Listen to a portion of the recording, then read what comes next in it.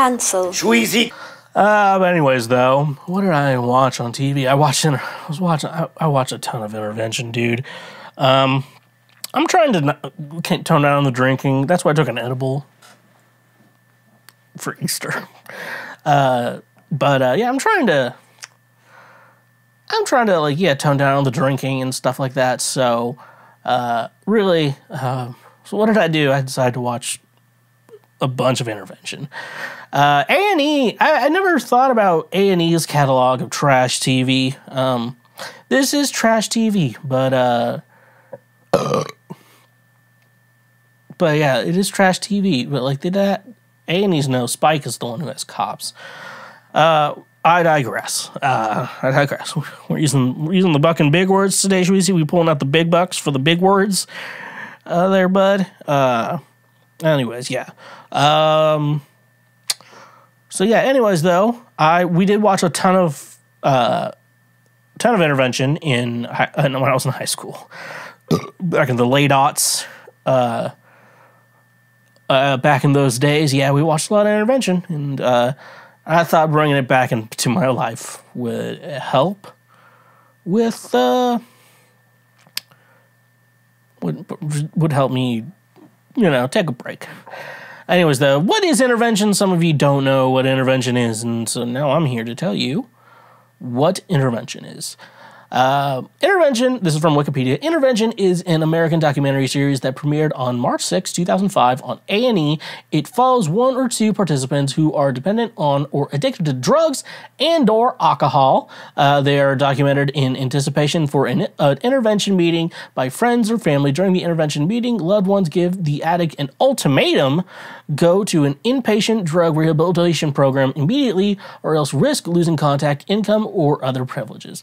The show follows up on the recovery progress for future episodes or for web shorts. So, yeah, so it's a cool show because a lot of times they get the treatment, sometimes they don't, and don't even get it when they get to that point. In that, I'm gonna have to spray my hair.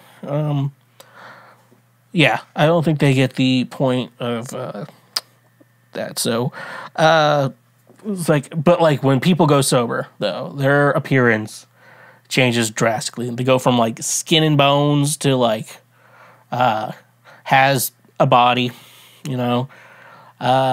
So yeah, it's amazing. Just 60 days of just being sober and not having fun, because I can't imagine those sober facilities are fun. And I'm not saying they're not doing a good job. I'm just saying drugs are a lot of fun.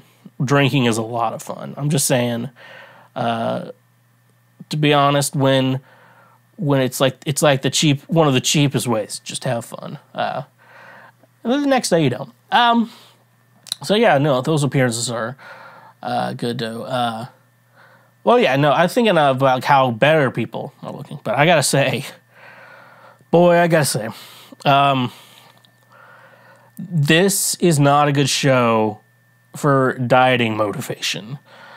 Do not look towards Intervention for dieting tips, because I made a quick observation while watching the show. Not a lot of fat people, we got some people with some chub, but not a lot of fat people. In fact, a lot of people are skinny. I saw a meme, and I don't know where it is. It's on my phone somewhere. It was a guy's before and after after he quit drinking. And he went from skinny to thicker. I'm alcohol is one of the biggest reasons I feel like a fat lard right now. And, that's saying something. That's saying an awful lot about things. So do not look at this show for diet advice. You're if I did $12,000 of cocaine a day, I could really lose some weight. Do not think that way. I am telling you right now, do not do that. Don't do that. That's bad. This is the type of guy you get. So I can't remember my favorite episode. It's just some chick. And for some reason, some of the chicks are hot. What? I didn't make the show. I'm watching it. Some of the chicks are hot. And, like, I don't remember, there was, like, one. She was, like, Mikey Day. That's Gerard Way of My Chemical Romance. He's also the bass player.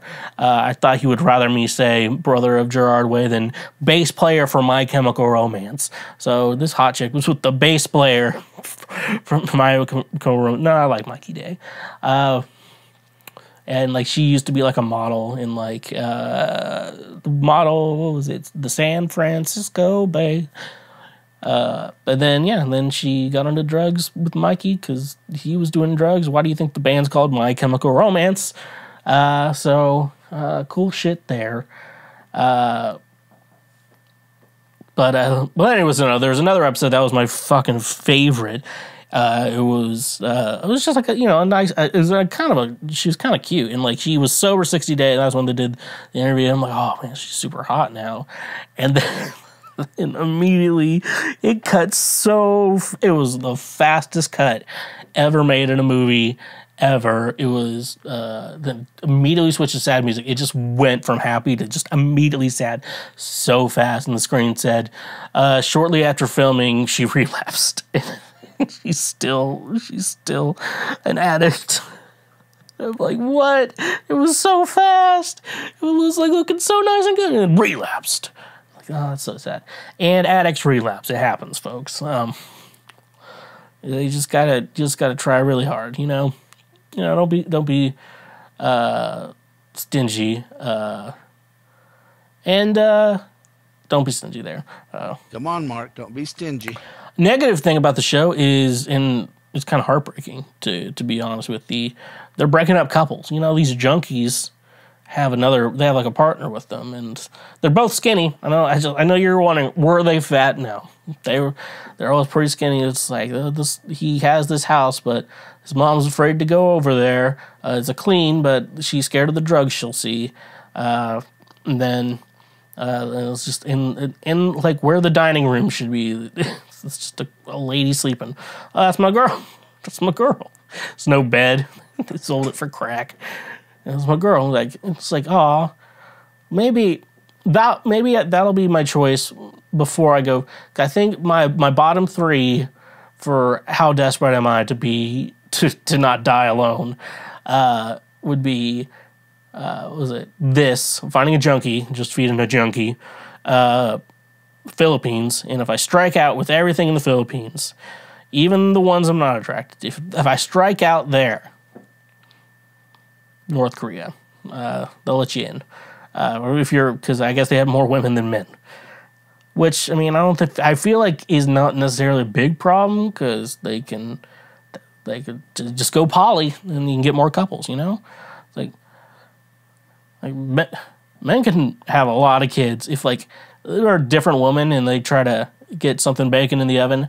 One man could really do a lot, And they could just keep going. That's another thing about getting older, shit like that. With being single, it's like I'm good. If I'm like, what about kids? I'm like, I can be 80 and I can still have a kid if I want. I'll be the fucking old dad. But my dad can be your dad. Yeah, he's 80. Anyways, though, breaking up junkie couples when the other person gets sober, pretty sad. Pretty inconsiderate for them. I had an idea. Okay, so hear me out. I have an idea. Would you like to? It's more like you get to choose to participate in this. Okay, so usually on intervention, when they try to agree at the intervention, like you have to go immediately right now. You can't like have a day or two. That way you can party, go hard partying. And, that's a way, I want a way, I'm like, I'm going to go out, you go like on a bender and, you just go out. It's a great way to go out. But then you have to guarantee, like, I am walking into the intervention, this fucking drug, And then from there you withdraw, and then you get better, and then you never do it again. Yeah, I guess you just have to stay disciplined in that fact. But they have to go right now. They try to make them like, you're so addicted to it, you have to even have it before one more time. You realize how addicted you are to it? And I would just be like, all right, so we're going to give you 24 hours from this time, we're going to pick you up. And so you can party all hard and going. And you have to go, and another thing is, you have to be allowed, like you can't just drop someone off at like rehab, like they have to agree to it themselves. And so you sign the paperwork that you agree to it, but you have 24 hours to party your fucking ass off. And, yeah, and if they die, they die. You know what? Contract is void. But yeah, they get 24 hours to just, one last night to party. But, like, when the time comes, like, they're basically surrounded by multiple people, like, no way out. They have to go kicking and screaming even if they decide this last minute, I don't want to change. Like, too bad they're forced to go to rehab after that. That's my idea. I like to call it the kicking and screaming method. So it's like you get 24 hours to party, and so you just have to make it count. You like make it memorable. So like, yeah, this is a time of my life. Part of it I liked, and a lot of it I did not like. But this can, we can remember this night. I feel like that. But then you stay disciplined, and I don't think a lot of those people are that disciplined either. So it probably won't work, but it would work on me though. If I get addicted, what at this point? If I'm doing meth, yeah, I guess that'd be the next thing. Next thing on the list, I am that kind of trash, so I guess meth would be next. So tell me what you think about that, the kicking and screaming method, and how we treat addicts in the show. But it is good, though. There's the question I think we all have of, is this a good thing they're doing? Well, they pay for, like, the treatment.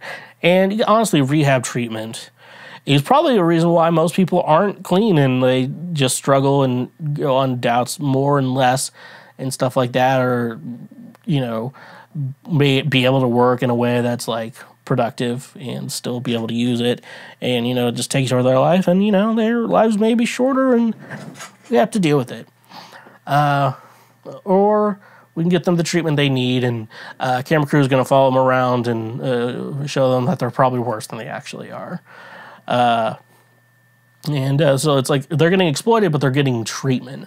So I think it's a pure yin and yang. It's a pure yin and yang for what they're doing. So I don't feel bad about it. And that leads me to the last thing I want to talk about with this. So I always wonder, so I feel like, oh, they're going to put me on a show. They want to talk to me about a show. And I'm like, how did they get me an addict on the show? And like when they say, oh yeah, we're going to interview for a show called Intervention, or like, oh, I don't, a lot of people don't want to be interventions. That's why they're kind of like pushed into it and locked in the room with that. So yeah, so people wouldn't like plan their interventions and shit like that. So, unless you do the kicking and screaming method, that'd just be for going to rehab though. But like, how do they convince these addicts to like sign away, like getting them on intervention where they probably wouldn't sign on for intervention if they knew? Apparently, from what I looked a little bit, I'll say I confirm it. I don't care if I'm wrong. That they convince these people because they're going to be on a show about addicted people. It was just a show about addicted people. That's how they were on. They're like, so they agreed. I'm like, oh, I'm addicted. I'm an alcoholic. Yeah, put me on the show. Yeah, put me on. Beat me up, Scotty. Let's get on the show. So I was like, yeah, I was confusing how they like manipulated people to get on intervention, but yeah, pretty weird. Is it sleazy or is it cool? Only you can decide. Thank you for watching this clip. Watch it again.